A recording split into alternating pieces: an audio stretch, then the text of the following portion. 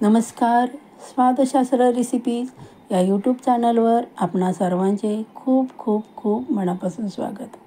आज आपण पारंपरिक गव्हाच्या पिठाच्या कापण्या पाहणार आहोत, ज्या की खायला पण छान लागतात आणि चवीला पण सुंदर लागतात.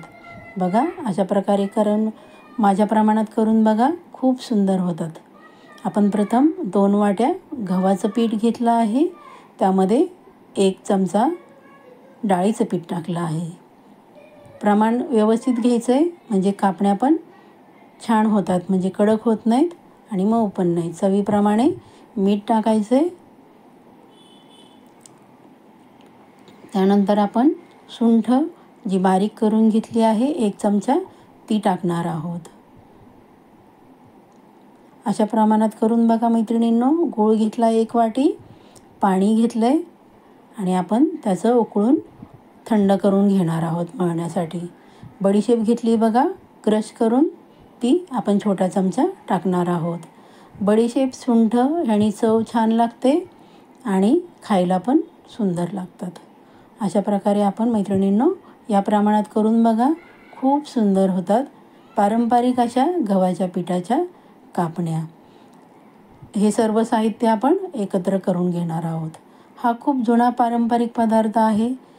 शहरामध्ये याचे करण्याचे प्रमाण खूप कमी झाले. शक्यतो महिला नोकरी करतात, नोकरीनिमित्त बाहेर असल्यामुळं त्यांना वेळ पण नसतो.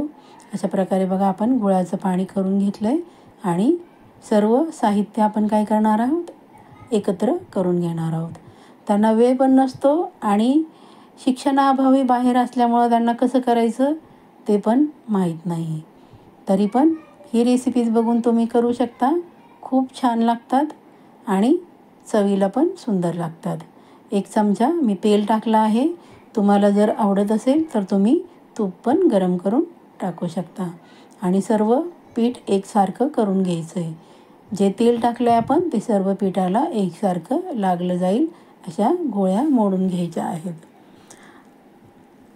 मुली आजकाल शिकतात, शिक्षणानिमित्त बाहेर असतात, त्यामुळे त्यांना काही पदार्थ कसे करायचे ते पण माहीत नसतात. मग आपण अशा प्रकारे माझ्या प्रमाणात करून बघा, खूप छान होतील. असं एकसारखं सगळं पीठ करून घ्यायचं आहे. त्यानंतर आपण जे गुळाचं पाणी केलं होतं ते त्यामध्ये टाकून व्यवस्थित एकसारखं मळून घेणार आहोत. गुळाचं पाणी आहे ते आपण गाळून घेणार आहोत, म्हणजे जो गुळामध्ये कचरा असेल तो चाळणीमध्ये वर येईल. अशा प्रकारे बघा, एकसारखं मळून घ्यायचं आहे. घट्टसर मळायचं आहे. जास्त घट्ट पण मळायचं नाही आणि जास्त पातळ पण मळायचं नाही, म्हणजे चवीला व्यवस्थित होतील. जास्त घट्ट झालं तर खूप कडक होतात आणि जास्त पातळ झालं तर त्या खायला पण चांगल्या होत नाहीत. असं बघा, घट्ट मळायचं आहे. तुमच्या आवडीप्रमाणे तुम्ही त्याचे गोळे बनवून घेऊ शकता. अशा प्रकारे बघा, मी गोळी बनवून घेतली आहे आणि लाटताना तेल लावायची काही गरज नाही आहे. असंच आपण लाटून घेऊ शकतो. हे बघा, एक गोळी तयार करून घेतली आहे आणि एकसारखी लाटून घ्यायची आहे. लाटताना जास्त जाड पण ठेवायची नाही आणि जास्त पातळ पण नाही, म्हणजे व्यवस्थित कापणी होते. अशी एकसारखं लाटून घ्यायचं आहे. बघा, असं लाटायचं आहे कडामध्ये पण. आणि त्यानंतर आपण त्याला वरनं खसखस लावणार आहोत. खसखस लावून पण आपण एकसारखं लाटून घेणार आहोत.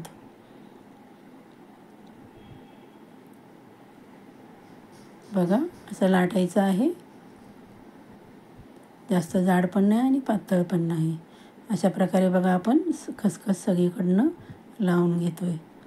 खसखस खाल्ल्याने पण थंडीच्या दिवसात चांगलं असतं, म्हणून या दिवसात हे पारंपरिक पदार्थ केले त्यासाठी पण शास्त्रीय कारण आहे. गूळ पण खाल्लेला चांगला असतो आणि खसखस पण. त्यानिमित्ताने आपण आखाड तळतो. आजकाल शहरामध्ये करत नाहीत, त्यामुळं माहीत नाहीत. बऱ्यापैकी मुलांना पण माहीत नाही आणि मुलींना पण माहीत नाही. पण गावाकडे बघा, सर्रास हा प्रकार केला जातो. ज्या घरामध्ये कापण्या बनवल्या जातात त्या घराच्या आसपास सगळ्यांना शेजारी समजते की आज ह्यांच्या घरी कापण्या बनवल्या आहेत. अशा प्रकारे बघा आपण आपल्या आवडीप्रमाणे त्याला आकार देऊ शकतो. अशा सगळ्या लाटून घ्यायच्या आहेत आणि लाटून घेऊन नंतर एकदमच सगळ्या तळायच्या आहेत, म्हणजे वेळ पण कमी लागतो. कमी वेळात आणि सगळ्यांच्या आवडीचा पदार्थ.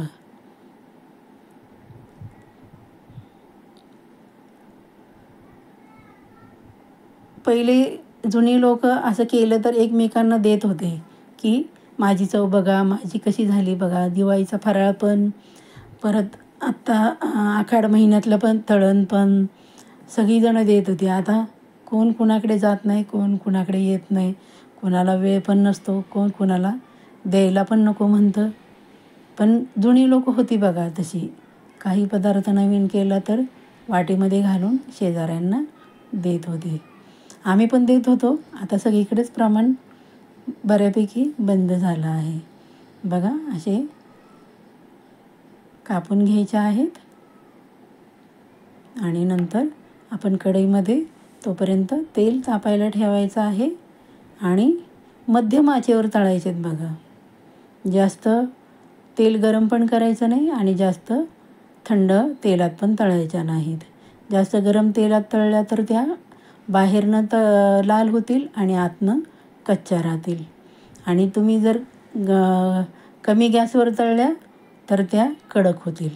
अशा प्रकारे बघा सगळ्या टाकून घ्यायच्या आहेत आणि ज्या सोनेरी रंगाच्या झाल्या की तेव्हाच काढून घ्यायच्या आहेत. सारखं हलवायचं आहे, खालीवर करायचं आहे. सोनेरी रंगाच्या झाले की तेव्हाच काढायच्यात, म्हणजे जास्त लाल झाल्या की गुळामुळं कसं होतं की जरी आपण तेलाच्या बाहेर काढलं तरी पण ते आतमध्ये तळले जाते. म्हणून जास्त लालसर करायच्या नाहीत. जास्त लाल झाल्या की त्या कडक होतील. बघा अशा प्रकारे तळायच्या आहे. खूप जुना पारंपरिक पदार्थ आहे. मैत्रिणींनो, तुम्हाला जर माझं चॅनलवरच्या रेसिपी आवडत असतील तर प्लीज लाईक करा, शेअर करा आणि सबस्क्राईब करा.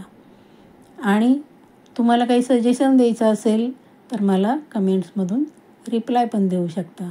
बघा किती सुंदर अशी झाली, सहज हाताने तुटती आहे बघा. खूप सुंदर झाल्यात. अशा प्रकारे आपण सर्वांनी करून बघा आणि माझ्या चॅनलला सबस्क्राईब करा. धन्यवाद.